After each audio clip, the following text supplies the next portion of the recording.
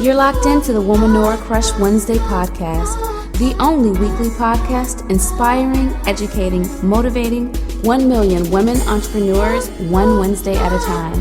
The WCW podcast is fueled by the purpose formula: passion plus purpose plus profit equals success. And here are your hosts, Jen and Modi.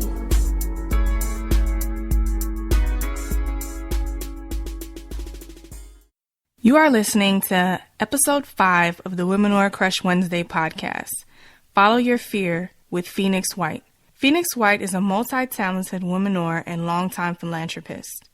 Phoenix is known for her work as a celebrity photographer and her production work on Black Christian movies such as The Greatest Song and Match Made in Heaven.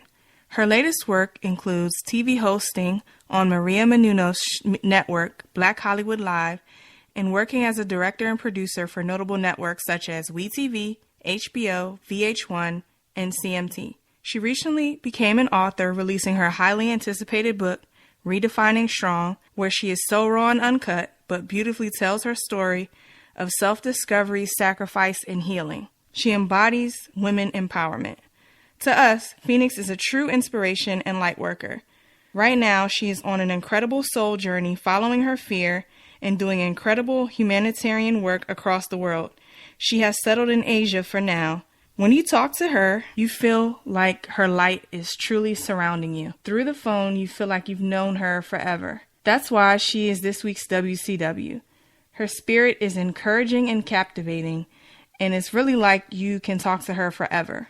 She truly walks in her purpose to inspire, heal, create, and empower others to find their true purpose in life. We hope you really love this episode and are inspired to follow your own fears, dream bigger, and more boldly. Hey ladies, if you enjoy our podcast, please don't forget to leave us a 5-star review. That's the only way that we know that you're really enjoying the podcast and loving it. Happy listening, crushes. Welcome, Phoenix, to the Womeneur Crush Wednesday podcast. Hey, Phoenix, how are you? Oh, hey. Hey, thank you. I didn't know if there was something else happening. I was just like, okay, I'm going to wait for my cue.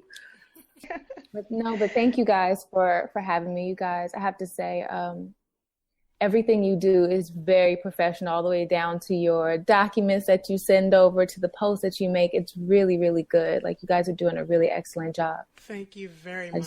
Thank you so much. I really appreciate it. It's really good. I love excellence. Thank you. Y'all are doing a great job. Same to you. Love your Instagram. Love everything that you're doing. We don't want to spoil it, and give away our questions. So let's go ahead and get started. So early on in life, you talk about you had kind of a rough start. Can you tell us how your early life experiences have helped mold you and become a powerful voice and inspiration for other women? I think that my experiences made me relatable and touchable. You know, sometimes when you move forward and you get to a certain space, people want to be able to feel like they can touch you, to feel like you understand them. I don't think that you can heal people in a way that you don't understand. You know, so sometimes you have to go through things because you can't heal others that way. If you don't know what their pain, you don't know what they've been through, you can't help them, because they're not going to listen to you. You're not going to get them. You're not going to know where to pull from. So I think for me, my childhood and just even the things that I went through growing up into a woman, even and as a woman, it's helped me to be more relatable and understanding and compassionate of other people. That's so true. So you're able to reach people on a whole bunch of different levels than just, this one surface level. Yeah, it's a more intimate level. It's like, I feel you, I get you, I've been there. I could tell you a story that's almost identical to yours, for the people that I connect with. But that's how we're able to heal each other, like in life, is that we go through things where other people can be inspired by it and say, like, you know what, she got through that, I can get through that. Or him, or vice versa, So Exactly. That's what it's about. Could you tell us about the narrative and what led you to write your book, Redefining Strong, which you put out in 2014? It ended up coming out in 2015 because I had to push it. But what led me to writing that was I kept feeling in my spirit you got to write your book, And I think At that time, I didn't really know what to write. I had no plans on writing a book. I was just obedient. And so I took a trip. I planned a trip and I went to Costa Rica and I just sat, and then the words just started coming, and it was a very intimate story to help other people to heal and grow.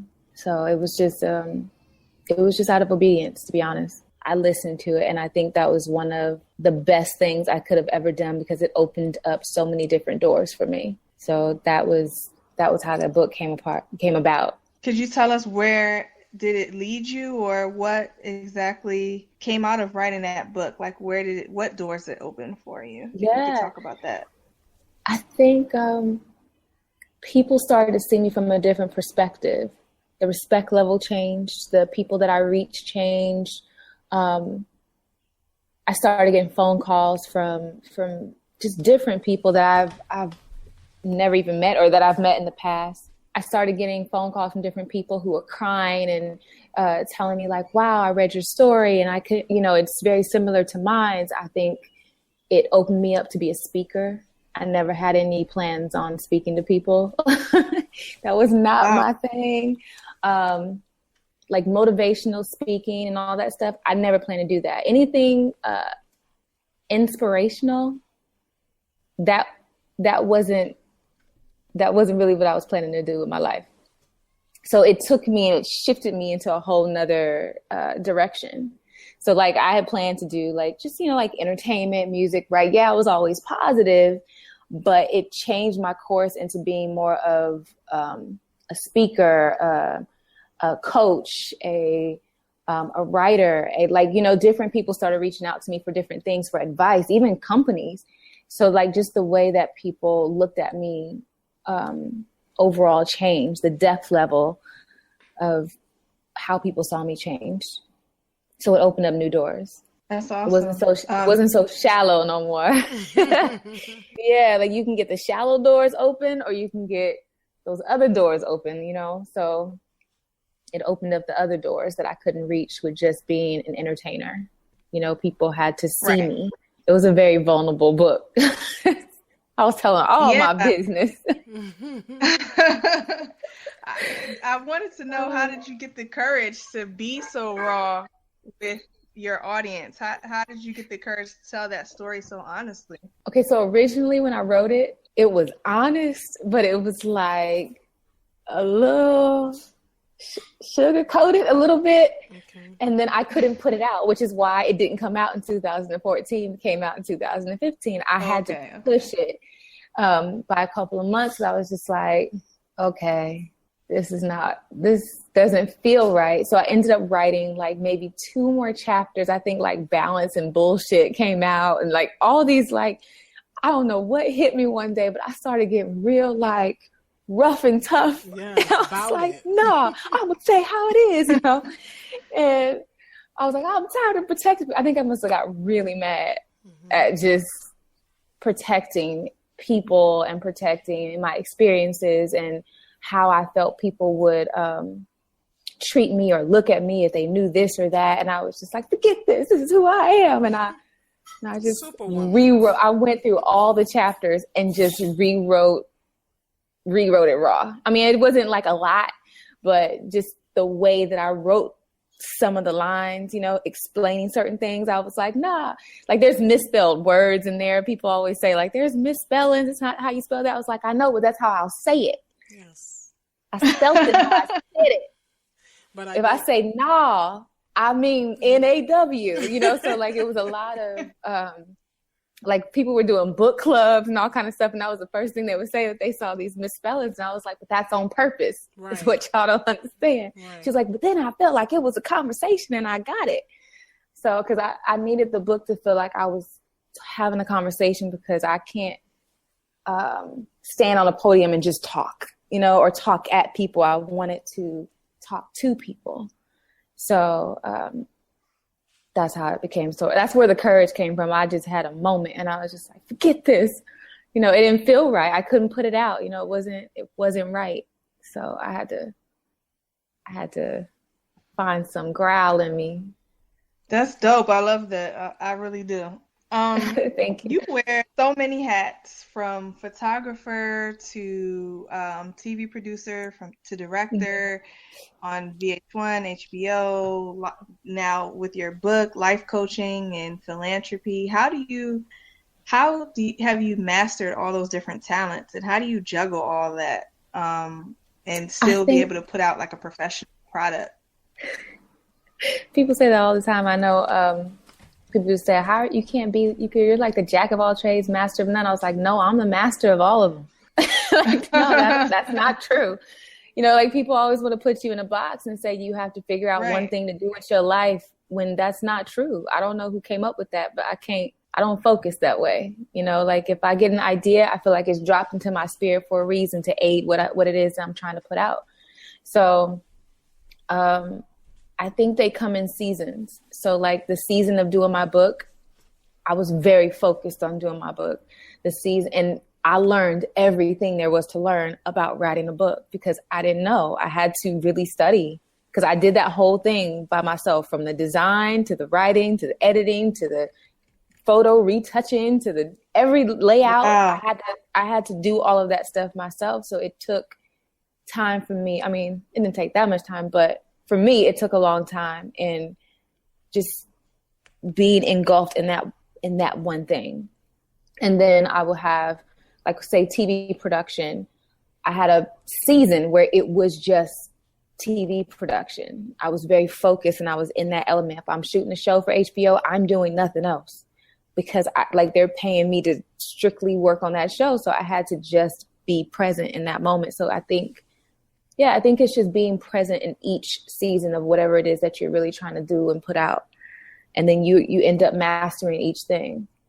And then you take the skills from the other stuff you've learned and the other thing that you've learned, and it helps to put out a better product. Wow, that's deep. That's an amazing blueprint, because I feel like that's how we did with trying to make this podcast. We both have other things that we work on, but when it came time to do this podcast, we just totally went in and focused on that. And then, you know, we're still learning every day, but like same thing, we've done everything ourselves. So yeah, but you learned it. But you had to it was like, okay, we're gonna do flyers today, or we're gonna do all websites, you know, this week, or it can season can be a week, you know, or 3 days. It don't have to be a long time. Oh, yeah, I think that's maybe a misconception that people have, that, you know, a season or learning something or teach or DIY or whatever has to take a long time.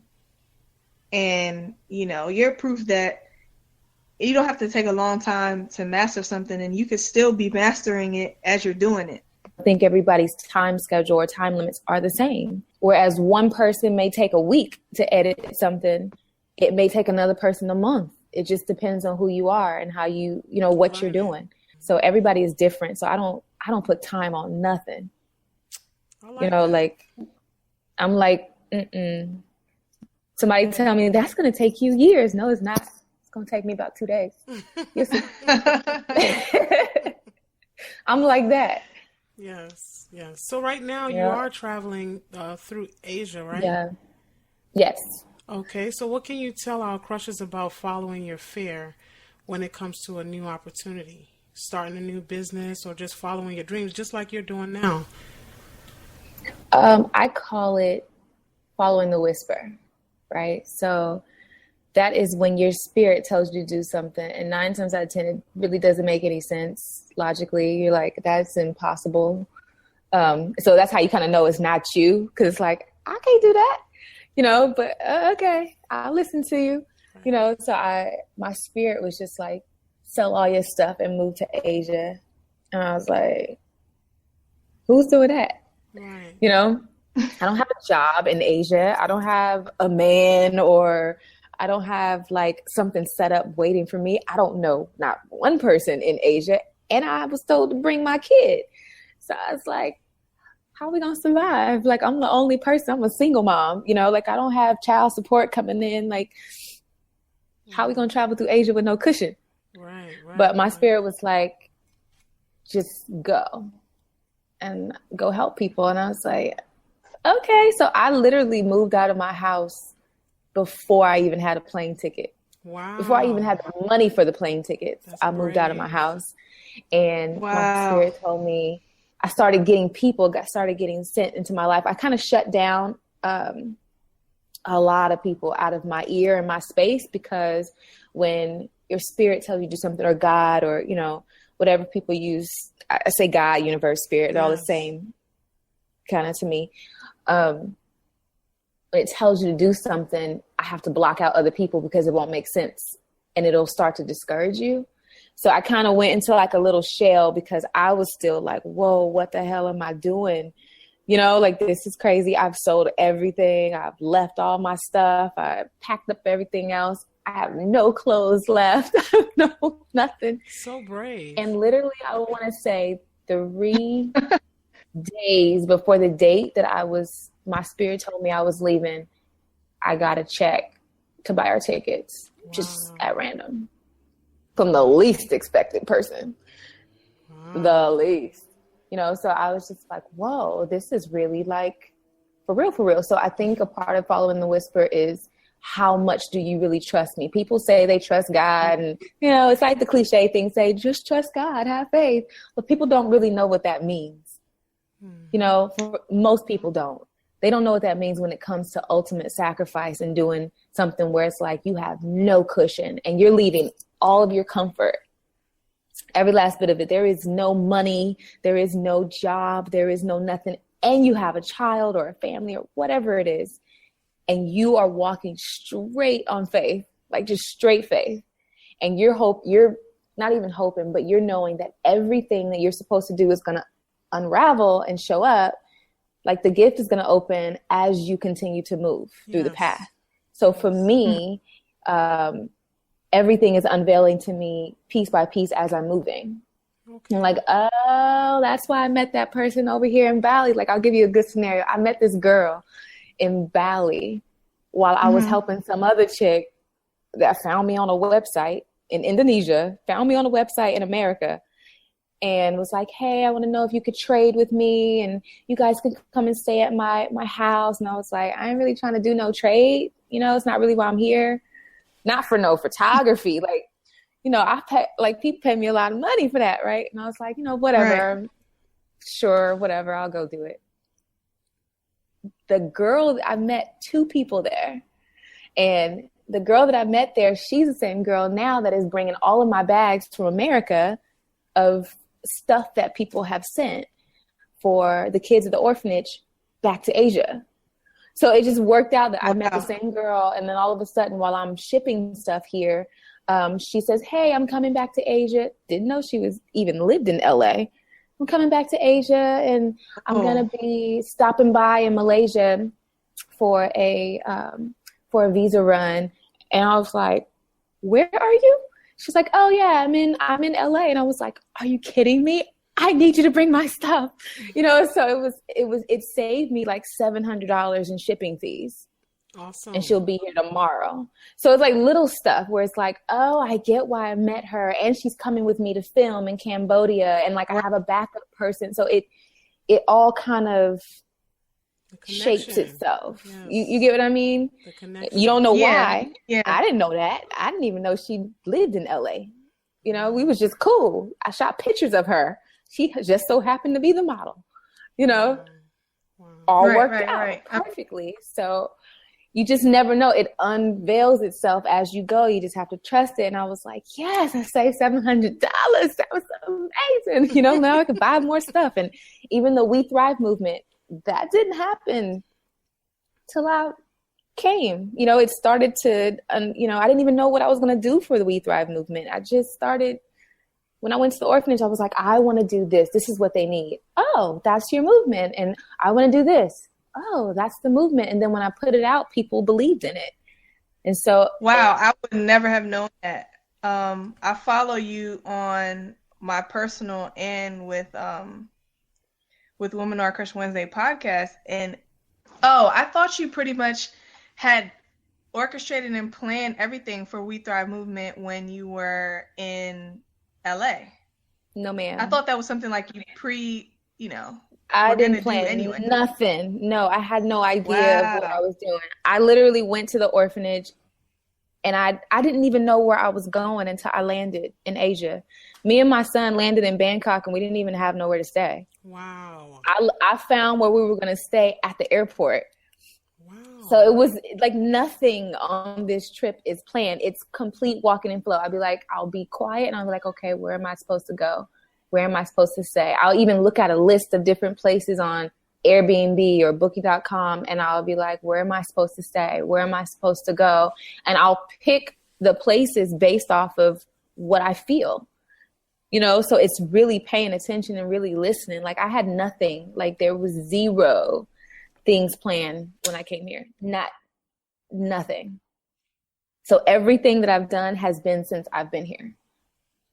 It was like, ding. Wow. And I was like, oh, okay, that's what I'm going to do. And the word thrive just always kind of, I don't know, something powerful about that word. I did a conference right before I came here. I was the headlining speaker for a survivors conference. And my message was that I am tired of just surviving. I'm ready to thrive. Like, I don't want to just be a survivor of everything I've went through. And you know what I'm saying? People need to stop just surviving. For me, that's barely making it. It's having the tools to flourish, to thrive. Like, that's where I am. Like, I don't want to keep calling myself a survivor. Yes. And that's what I gave to people, because words are powerful. Like, people say, I'm a survivor of this. Okay, now what are we going to do with that? You survived it for a reason. Now, what are you going to do with surviving?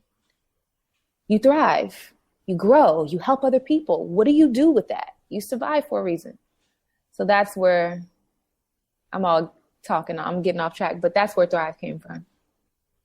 Love that. So I felt like with these orphanages and these people and these kids, I felt like with all the information and knowledge and influence and resources that I had, I could change a small community very easily. I've put together productions in a week. I can change a community. I've gotten people to invest millions of dollars in things in production. I could help change a small community. The only thing they're really missing is a lot of tools from what I've seen when I was there. Tools and access. They don't have the right access. They don't know how to use the internet. Some people don't even know that you can go to school online. Mm-hmm. Wow. They're lacking in education and tools, but they don't know that you can go to school online. They don't know that you can look up lessons online. They don't have access to all the information because they don't have the knowledge about it. So giving them the tools that they need to thrive, to look up how to create a farm, or to look up how to grow their own food, how to campaign, how to use different resources, reach out to celebrities. Like I'm working with NGOs, so they don't know. Like, they're not a big organization. They're just people who want to help their community because they're all suffering. Right. So I felt like... Tell us a little more about We Thrive. And then how can people help the We Thrive movement? Tell us a little more, and then... The We Thrive movement from right now is different people who are trusting their spirit, and they're going around the world and they're helping others. That's what the We Thrive movement is. So, and they're connecting with us. So we're becoming partners. So everybody can be a part of it, in a sense. I had one girl who sold all of her stuff, and she went to Haiti.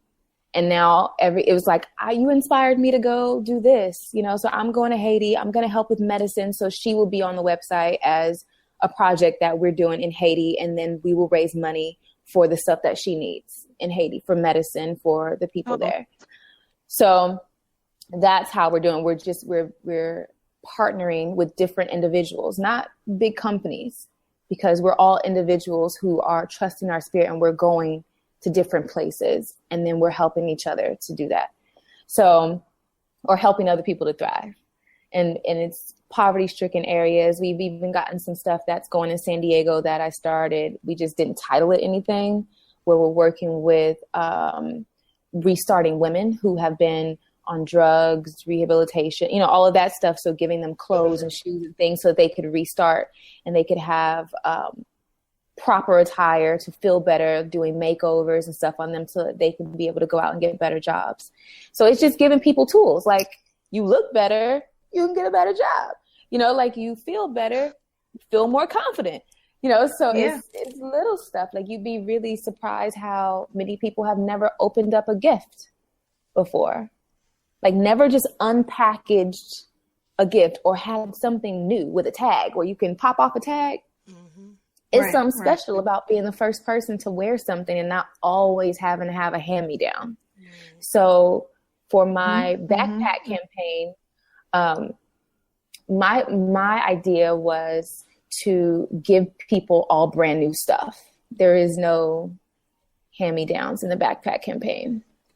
I wanted the kids to see what it felt like to have brand new stuff that was a gift just for them. And each bag is catered to that kid. So it's not like everybody gets the exact same thing. You know, like it's different outfits. It's a whole outfit. It's bedclothes. It's underwear. It's soap. It's hairbrushes. It's barrettes. It's headbands. There's books. There's a lot of stuff in this backpack. And I felt like give them all the tools they need to thrive. They don't know what it's like to have something that was new. Like I feel good when I wear new stuff. Mm-hmm. I feel good. Like even when I was braiding a little girl's hair, they were like, oh, like I feel pretty. Like they just want to feel pretty. Like their teeth were rotten and they were hiding their smiles when I was there. And I was like, because they don't know proper hygiene. You know what I'm saying? So like teaching them classes, like even the first time I was there, I had to teach them how to take a shower because they had never taken a shower with all their clothes off. Simple no things. One taught them. They were just rinsing at the well. Wow. And I'm like, you guys never took your clothes? It was like, no. They were so ashamed to just take their clothes off and take a shower, you know? And so it took for someone to say, this is important. This is how you wash. This is, you know, like, here's shampoo that smells good. They were like, oh, it smells so good. They don't even have that. Like little luxuries that just change your day. Like when your hair smells good, it's like, what's that smell that keeps blowing by all day, you know?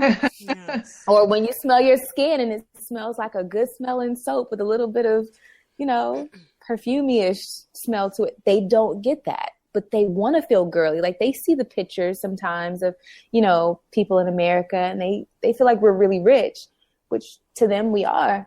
But for me, that's what I was doing. So I have 3 campaigns that I'm doing. There's the backpack campaign, which went from 45 kids to now 60 to 80 kids. And we'll be taking that in 2 weeks. So that's the backpack campaign. And then there is Thrive XO, which ideas just pop into my head, but I saw it in a vision. So I listened to my visions. Thrive XO is so when I went into the poor villages, I mean, when I say poor, I mean like no doors, no electricity, pretty much sleeping outside, type of stuff. The moms, they had like nothing.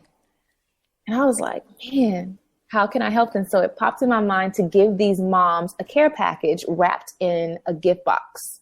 So it has everything from washing powder to shampoo to big kilos of rice to sanitary napkins to, you know, like a lot of stuff that you could think of that a woman would want, but giving the mom a gift. So that's Thrive XO. Because they've never gotten gifts before. Their kids can't afford it. Nobody can buy them a gift. So that just the tearing off the wrapping paper and it's like, hey, here's a special gift that is just for you. So there's 3 moms we're doing that for. And then there's Degree 500, which is I am paying for a girl to go to college, a girl that I met at the orphanage who grew up in it. Her dream is to go to school and to own a restaurant one day. And I want to help her get to that. So I am going to do a makeover on her and we are paying for her degree to go to college. So that is the 3 projects I'm doing. And that's going to be all in 1 week.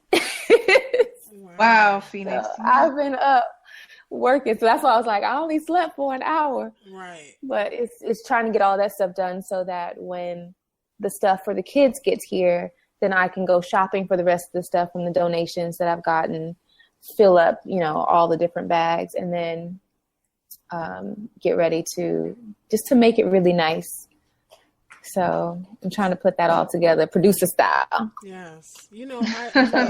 I have to honestly say that you are just so inspirational. Just speaking with you. Thank you. It's just opening my mind. And I know when we get off this line talking with you, Jen and I have some things to talk about, because you are so motivational to so many women out there, including Jen and myself. Thank you. Just knowing that we were able to have this, just knowing that we were having this interview with you alone. We were just like, yes, we got her. We were just so excited. It's so easy to get me. If you email me, I always write people back, but they never think I will. It's so funny. We thank you for just giving us just a moment of your time. Yeah. Just giving us this information. You're so inspirational. We will be keeping in contact with you definitely as we move forward. We'll be following you on journey through Asia, and then we hope that you'll follow us on our podcast journey. I see all y'all stuff. I'll be watching all the way from Malaysia. Love what you heard in this interview? Stay tuned for part 2 and more gems with Phoenix White. Thanks for tuning in to the Womaneur Crush Wednesday podcast. Be sure to tune in next week for Girl Talk with Jen and Modi, along with some of your favorite business crushes, more exclusive business tips, insights, creative business ideas, and doable action steps to improve your business and help you create your phenomenal life. Sharing is caring. Don't forget to tell a friend to subscribe and stay tuned for a weekly dose of the WCW podcast. Crushing hard on the Womaneur and want to hear her story on the show? Know a creative woman-owned business that's killing it? Let us know at womaneurcrushwednesday@gmail.com.